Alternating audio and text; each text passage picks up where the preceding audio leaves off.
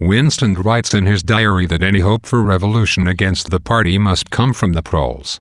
He believes that the party cannot be destroyed from within, and that even the Brotherhood, a legendary revolutionary group, lacks the wherewithal to defeat the mighty thought police. The proles, on the other hand, make up 85% of the population of Oceania, and could easily muster the strength and manpower to overcome the police. However, the proles lead brutish, ignorant, animalistic lives, and lack both the energy and interest to revolt. Most of them do not even understand that the party is oppressing them. Winston looks through a children's history book to get a feeling for what has really happened in the world.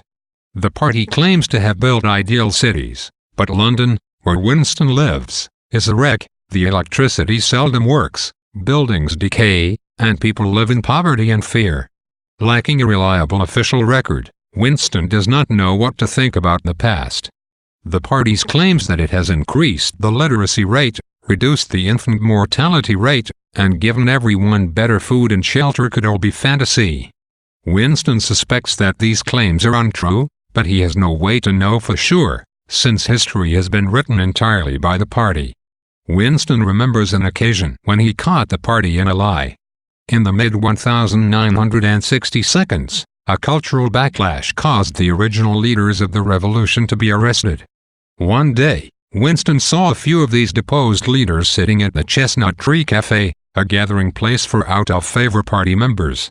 A song played under the spreading chestnut tree / I sold you and you sold me, and one of the party members, Rutherford, began to weep. Winston never forgot the incident, and one day came upon a photograph that proved that the party members had been in New York at the time that they were allegedly committing treason in Eurasia. Terrified, Winston destroyed the photograph, but it remains embedded in his memory as a concrete example of party dishonesty. Winston thinks of his writing in his diary as a kind of letter to O'Brien.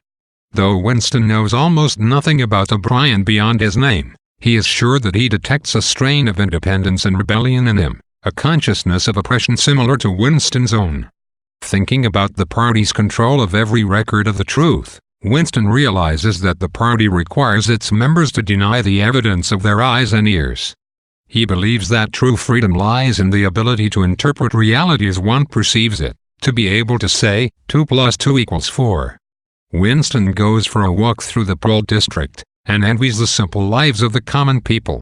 He enters a pub where he sees an old man, a possible link to the past. He talks to the old man and tries to ascertain whether, in the days before the party, people were really exploited by bloated capitalists, as the party records claim. The old man's memory is too vague to provide an answer. Winston laments that the past has been left to the proles, who will inevitably forget it. Winston walks to the second-hand store in which he bought the diary and buys a clear glass paperweight with a pink coral center from Mr. Charrington, the proprietor. Mr. Charrington takes him upstairs to a private room with no telescreen, where a print of St. Clement's Church looks down from the wall, evoking the old rhyme, "Oranges and lemons, say the bells of St. Clement's / you owe me 3 farthings, say the bells of St. Martin's,